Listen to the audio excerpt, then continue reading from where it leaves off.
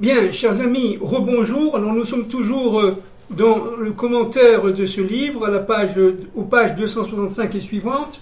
Nous sommes toujours dans le thème de la résurrection des morts, dans Triat Emetim, ce qu'on appelle en français, vous savez que je ne suis pas d'accord avec cette expression, résurrection des morts. Et nous allons essayer maintenant de rentrer dans une question de nos maîtres, de nos sages, extrêmement expliquée dans le Zohar. Qu'est-ce que c'est en fait pour nos maîtres, pour nos sages, la résurrection des morts? D'abord, encore une fois, tout ce que nous avions dit auparavant sur la résurrection des morts est bien entendu tiré de nos maîtres, de nos sages. Mais là, plus précisément, que disent nos maîtres sur la résurrection des morts? D'abord, il faut voir un point, un klal, comme on dit en hébreu, un point fondamental. Celui qui ne croit pas à la résurrection des morts n'aura pas droit à la vivre. La résurrection des morts doit être acceptée pleinement, intimement, fondamentalement, intérieurement par chacun d'entre nous. Sinon, il ne peut pas y avoir. Pourquoi? Parce que si on n'y croit pas, on n'a pas allumé cette fameuse lumière intérieure qui nous permet de comprendre et de voir la résurrection des morts. Ça, c'est une première chose. Une deuxième chose, on l'a dit tout à l'heure, la Torah est très codée. C'est un secret parmi les secrets, la résurrection des morts dans la Torah. Elle ne le dit pas explicitement. Elle donne des allusions, de très nombreuses allusions. Mais elle ne le dit pas explicitement. Le Zohar en parle énormément. Le Talmud, notamment dans certaines Gemarot, la Gemara Sanhedrin, en parle aussi, bien entendu. On a vu un exemple tout à l'heure. Mais d'une manière globale, la Torah se tait. Parce que, tout simplement, il faut aboutir, chacun d'entre nous, par nos prières, par notre étude de la Torah, par notre fidélité à Dieu, par notre fidélité à l'union entre nous, par la reconstitution de l'unité entre Israël et les nations. Il faut participer à cette, si vous voulez, résurrection des morts. La résurrection des morts n'est pas un fait absolu pour nous tous. Il faut la mériter. Il faut la mériter. Alors, d'abord, un point très important. L'organe, le corps, est par définition sain. C'est pour ça que nous, on est obligé de manger cachère. Chaque organe du corps a une fonction, a une mission voulue par Dieu. Chaque organe du corps, chaque os, chaque muscle, etc., fait partie d'un plan divin, qui est relié d'ailleurs aux muscles d'Adam Arishon. Nous sommes tous reliés à l'être premier, à l'être primordial. Donc, un corps, lorsqu'il est séparé de sa vie, c'est-à-dire lorsqu'il meurt, lorsqu'il est séparé de sa force vive qu'on appelle l'âme, le nefesh, eh bien ce corps-là doit être enterré. Pourquoi? Parce que c'est à partir de la poussière de la terre, on le verra tout à l'heure, disent nos maîtres, que la résurrection des morts se fera. Pardon. Un corps qui est donné à la science est un corps perdu pour la résurrection des morts.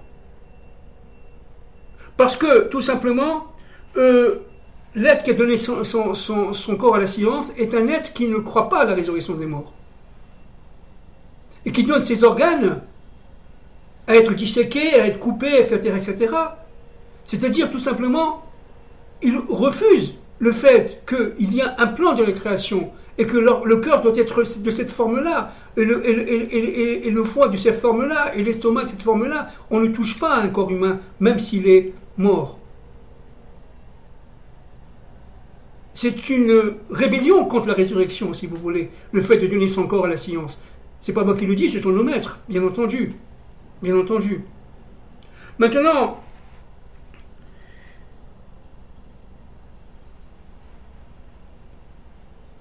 Torah parle, en fait, avec allusion, je cite ici, dans le livre de Devarim, Dieu dit à Moshe, avant de mourir, tu résideras avec tes pères et tu te relèveras. Vous voyez? Un autre point. Chérie Kulanu Ayom, que comme vous vivez aujourd'hui, je traduis en français, eh bien, c'est-à-dire que comme vous vivez aujourd'hui, en français, nos maîtres disent, vous vivrez demain de la même manière. C'est-à-dire qu'en fin de compte, notre temps dans ce monde est un temps voulu, réservé, calculé, béni par Dieu. Mais c'est un temps fini. Il y a une fin à peu de choses, on le sait. Mais cette fin-là, elle nous permet de passer d'un monde à l'autre. Le corps, il est enseveli sur la terre, et l'âme, elle va dans son monde, de monde en monde, de monde en monde, des mondes spirituels. Et vous savez que dans ce monde spirituel, dans le nôtre, ce qu'on appelle la Malchut, tous les mondes spirituels très élevés sont intégrés. Seulement, il faut évidemment briser les voiles qui nous entourent. Et la mort, qu'est-ce que c'est en fait? C'est le passage d'un monde à l'autre. Et lorsque nous allons quitter ce monde, eh bien, d'une manière globale, d'une manière générale, collective, eh bien, nous allons passer d'un monde à l'autre. C'est-à-dire, nous allons passer du monde de la Asiya, ça veut dire du monde de la matière, au monde de la Asiya, mais au niveau de la Yetzira, c'est-à-dire au niveau des mondes des anges, des mondes spirituels. Et là, nous allons rentrer dans les mondes qui ne sont pas matériels, bien entendu, qui ne sont pas matériels, mais qui sont des mondes où véritablement on va rencontrer les nôtres qui sont partis.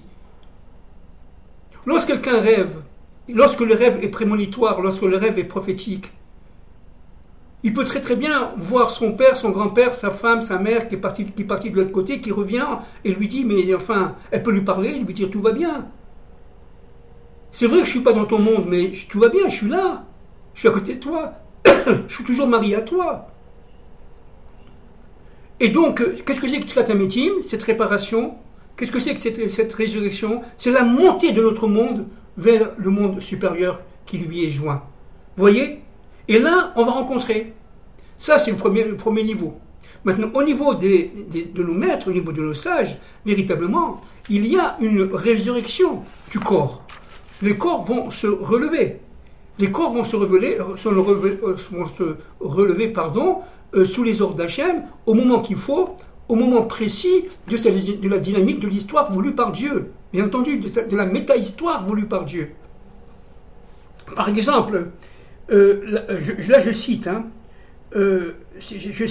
c'est écrit dans le Talmud, la reine égyptienne Cléopâtre, bon tout le monde connaît, hein, la reine égyptienne Cléopâtre dit un jour à Rabbi Meir, Bananès était un élève de Rabbi Akiba, c'était un étudiant qui étudiait avec Rabbi Shimon Bar Yochai, on parle du Zohar là. La reine égyptienne Cléopâtre, qui n'était pas juive, dit à Rabbi Meir, je cite, « Je sais qu'il y aura la résurrection des morts, dit-elle. Mais selon mon intelligence intuitive, parce que je suis une femme, regardez le niveau de la reine Cléopâtre. Je voudrais savoir, est-ce qu'ils se relèveront nus ou ils se relèveront habillés? Est-ce que les corps, lorsqu'ils sortiront des cimetières, des tombes, et de la terre, est-ce qu'ils sortiront nus ou habillés? Eh bien, Rabbi Meir lui répondit la chose suivante. Quand vous prenez une graine et vous la plantez dans la terre, elle est nue, c'est une graine. Mais lorsqu'elle sort, elle va sortir avec des épis, elle va sortir avec l'ivraie. Et l'ivraie, c'est l'habit de l'épi de blé. L'ivraie, c'est l'habit. C'est-à-dire, véritablement, les morts sortiront habillés. Ils seront habillés exactement de la même manière lorsqu'ils ont été habillés au moment de leur décès. Et non seulement ils sortiront habillés, tous le même habit, C'est pour ça que nous avons tous, si vous voulez, ce qu'on appelle un linceul, de manière à ce qu'il n'y a pas de jalousie entre ceux qui reviendront. Comme vous savez, on l'a dit tout à l'heure, tous ne reviendront pas, parce qu'il faut avoir une âme relativement pure, relativement sainte pour pouvoir revenir. Et cette résurrection se fera sans jalousie, en paix totale. Mais chacun reviendra avec sa maladie. Chacun reviendra avec ses tares. Par exemple, un aveugle qui est mort aveugle reviendra aveugle. Un estropié qui viendra estropié reviendra, si vous voulez, avec ce défaut. Etc., etc. C'est-à-dire que véritablement, les morts, les corps se relèveront et disent nos maîtres, n'est-ce pas? Et ils auront un même habit et ils auront, si vous voulez, ils seront dans la situation dans laquelle ils étaient au moment de mourir. Avec, si vous voulez, leur fiche médicale, etc. Si tel est mort avec un cancer à la tête, eh bien, tout simplement, il aura le cancer à la tête quand il reviendra. Mais, deuxième phase, Dieu, directement, lui et lui seul, parce que c'est lui le médecin des médecins, il va réparer tout ça. Et tout sera réparé. Alors c'est vrai, ça paraît aujourd'hui, dans notre petitesse, dans notre monde extrêmement impur, extrêmement obscur, tout à fait irrationnel, mais nous ne sommes pas dans la raison là. Nous ne sommes pas dans la raison là. Nous sommes dans d'autres mondes. Comme vous le savez, la raison c'est une infime partie de la réalité.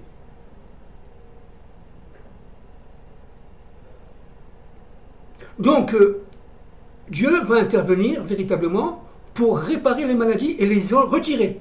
Il n'y aura plus de maladies. Est-ce qu'il n'y aura plus de morts? Pour les justes, il n'y aura plus de morts. Pour les Hébreux, il n'y aura plus de morts. Pour les nations, il n'y aura plus de morts. Pour les nations qui reviendront, il n'y aura plus de morts. Sauf, dit le Zohar, 1 sur 100 des nations. Qui reviendra, d'ailleurs, c'est écrit, qui reviendra comme un enfant. C'est-à-dire, et ceux-là auront encore la possibilité de mort. Mais 1 sur 100. Donc, si vous voulez, nous sommes dans un monde, là, avec la résurrection, qui dépasse complètement les règles de la nature, qui dépasse complètement les règles de la rationalité et de la rationalisation des tâches. Lorsque Dieu dit à Moshe, prends un bâton et tape sur le rocher pour qu'il y ait de l'eau, on n'est pas du tout dans le monde naturel. Lorsque vous voyez que la mouche, elle vient chez votre fils ou votre fille et parce que c'est un plan de l'histoire et que, en fin de compte, c'est une information qu'elle apporte, on n'est pas dans le monde de la raison, on n'est pas dans le monde de la vision normale. On voit les choses en profondeur. Et la vision normale, elle ne peut être que profonde. Sinon, on est dans l'extériorité de l'extériorité, et cela à l'infini.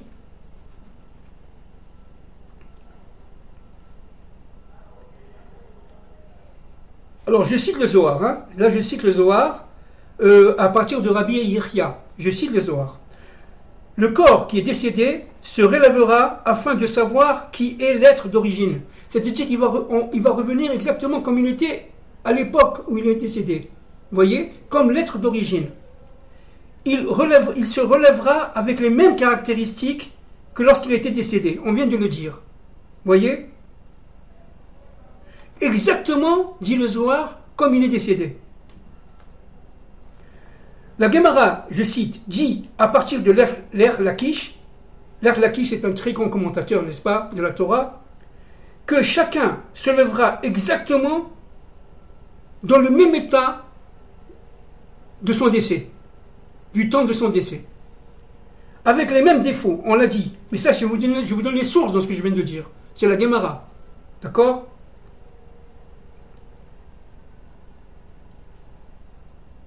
Les corps se relèveront exactement dans l'état où ils sont décédés.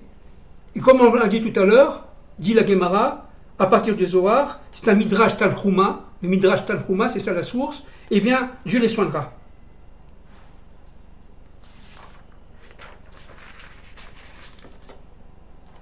Alors, je cite, hein, toujours dans la Gemara, à partir du Zohar, dans un premier temps, ils se lèveront donc avec leur maladie, selon les rapports médicaux, lors du décès, puis Dieu les soignera, et ils seront en bonne santé. Tous, ça sera le miracle du miracle, dit le Zohar. Tous seront en bonne santé, ils seront réveillés, n'est-ce pas, par Dieu, ils seront soignés par Dieu, et ils seront, si vous voulez, habillés aussi par Dieu. Donc c'est-à-dire véritablement, c'est quelque chose qui dépasse la nature, qui dépasse évidemment notre monde. Bien sûr, puisque nous sommes dans un autre monde. J'ai dit tout à l'heure, on passe du monde de la Asiya, du monde de la raison, du monde du matérialisme, y compris du matérialisme historique d'ailleurs, et on va dans d'autres mondes, dans le monde beaucoup plus spirituel.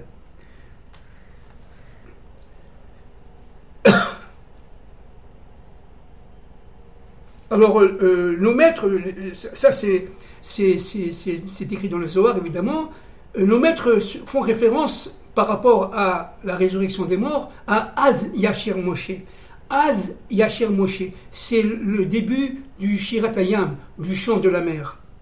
Lorsque les fils d'Israël sont sortis d'Égypte et la mer s'est ouverte, le 7e jour après Pessah, après la sortie d'Égypte, eh bien il y a eu Shirat Hayam, c'est-à-dire l'ouverture de la mer. Et Myriam, mais auparavant Moïse, ont chanté, Myriam avec les femmes, Moïse a chanté Az Yashir Moshe. Az, dimomètre, c'est lié au passé. Yashir, il chantera. Az, ça veut dire alors. Il chantera, Moshe. Moïse chantera. Vous voyez? Az, c'est le passé. Chantera, c'est le futur, bien entendu. C'est-à-dire qu'on relie le passé au futur. Tout a un sens. Az, c'est le passé de l'histoire biblique, de l'histoire d'Israël, de l'histoire de l'humanité. Yashir, c'est la résurrection des morts. C'est la résurrection des morts. C'est-à-dire qu'on va s'apercevoir tout simplement que tout ça était un plan voulu par Dieu et que c'est un véritable chant. Une allégresse incroyable. Voyez? Bon, évidemment, le Zohar dit que ceux qui récitent 3 fois par jour Ashrei Yoshuvetera, bon, pour ceux qui connaissent un peu les prières juives, on dit celui qui est assis dans ta maison aura droit à la résurrection des morts. D'accord? Pourquoi? Parce que tout simplement, si on est assis dans sa maison, c'est pour recevoir le flux divin de manière à pouvoir tout simplement accomplir notre mission. Donc, on a droit à la résurrection des morts parce que tout simplement, on aura acquis. Le Zohar, on aura acquis le flux pour faire notre mission. Alors, le Zohar Kadosh, je cite, dit « Même ceux qui ont été mangés par le Léviathan, le Léviathan, c'est cet animal, disons, immense, une genre de super baleine dans la mer, même si on a été mangé par le Léviathan, bon, évidemment, c'est un animal codé, bien entendu, eh bien, même ceux-là sortiront et seront ressuscités. D'accord? Parce que il y a en chacun d'entre nous, et là je vais venir sur un point très important, ce qu'on appelle le louz. Le louz est un os qui se situe au bas du crâne, de la boîte crânienne. Elle se situe au niveau, vous voyez, derrière là, voyez, vous touchez là, dans ce qu'on appelle au niveau du cerveau reptilien. Il y a un os. Cet os-là s'appelle en hébreu le louz. Et comme par hasard, et c'est pas pour rien, n'est-ce pas, il a la forme d'un yud. Il a la forme d'une lettre yud. Ça veut dire du gematria de valeur numérique 10. C'est à partir de cet os-là, disent nos maîtres, dit le Zohar, que Dieu va réaliser la résurrection des morts. Je répète, c'est à partir du louz, cet os-là, que Dieu va réaliser la résurrection des morts. Le louz est un os qui se nourrit de 2 manières. Si je vais d'une manière extrêmement synthétique, en quelques secondes, bien entendu. Nos maîtres ont écrit des centaines de pages là-dessus, bien sûr, mais en quelques secondes. Le louz se nourrit du tal, c'est-à-dire de la rosée du matin, évidemment c'est codé, Et cet os-là se nourrit aussi de notre quatrième repas du Shabbat, qui est le repas de ce qu'on appelle Melavé Malka, du roi David, du Messie. Vous savez, dans le Shabbat, il y a 4 repas. Le premier repas est lié, le vendredi soir, est lié au repas d'Yitzhak, d'Isaac.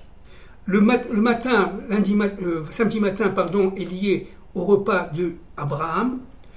Le troisième repas, c'est au Dachlichit. Le troisième repas est lié à Jacob. Et le quatrième repas est lié à David, au roi David. Le troisième repas est lié à la guerre de Gog et Magog. Nos maîtres disent que ceux qui font de tout leur cœur et de tout leur pouvoir un bon repas au niveau du troisième repas, qui est au Dachlichit, après Mincha de Shabbat, du samedi, eh bien ceux-là auront droit à être libérés et survivre à la guerre de Gog et Magog, entre parenthèses. Et le quatrième repas, c'est le repas du roi David.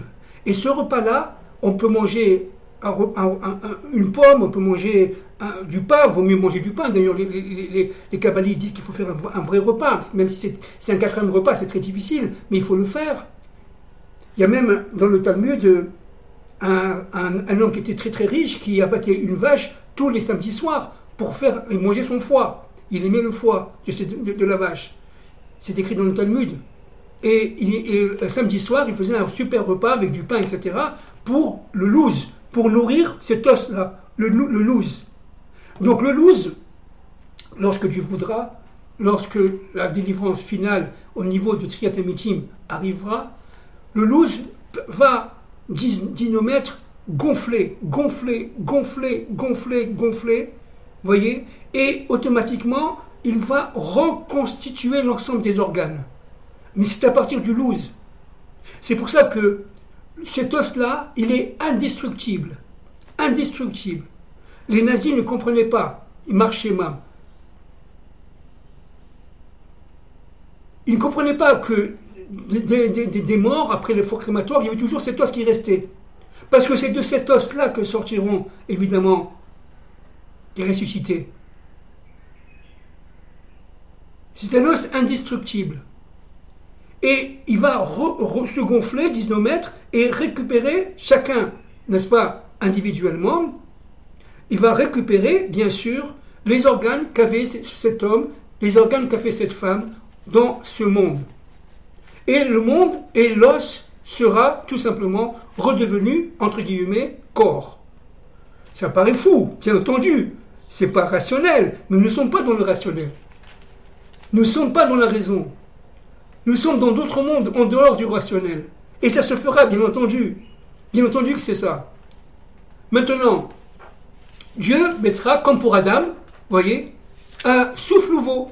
Il nous redonnera, ce souffle, nefesh, ce sang qui permet, parce que le sang est lié directement au nefesh Adam, à l'arbre de vie, il est lié directement à la vie. Le sang, c'est la vie. Il y a une partie de ce sang-là, qui correspond à peu près à 30%, dit le Zohar, des 8 ou 6 litres de sang, ça dépend des individus qu'on a dans le corps. 30% représente, si vous voulez, ce sang qui va nous faire ressusciter. Et ces 30%-là, n'est-ce pas, sont inclus dans le louz, dans cet os-là. Et c'est à partir du sang, dans cet os-là, évidemment, c'est pas humain, évidemment, c'est pas rationnel, c'est pas un médecin qui m'écoutera, il dira, mais il est fou celui-là. Parce qu'on est dans le monde de la médecine, on est dans le monde de la biologie, on est dans le monde des sciences. Mais la science, c'est vrai, bien sûr que c'est vrai, mais c'est pas grand-chose par rapport à la réalité de la Torah. C'est une partie de la Torah, c'est tout, sans plus. Donc c'est vrai que ça paraît fou, et c'est pourtant vrai. C'est pourtant vrai. Et c'est seulement ceux-là qui croient que c'est vrai et qui sauront ce que c'est vrai, qui verront Triat Amitim, la résurrection des morts.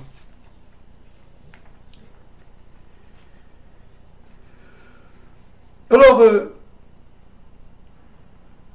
pour finir là, je dirais 3 choses. D'abord, la résurrection des morts, c'est-à-dire le retour à la vie d'un corps qui est mort, qui est devenu poussière, Et je vous rappelle que Adam est né de la poussière de la terre, d'accord?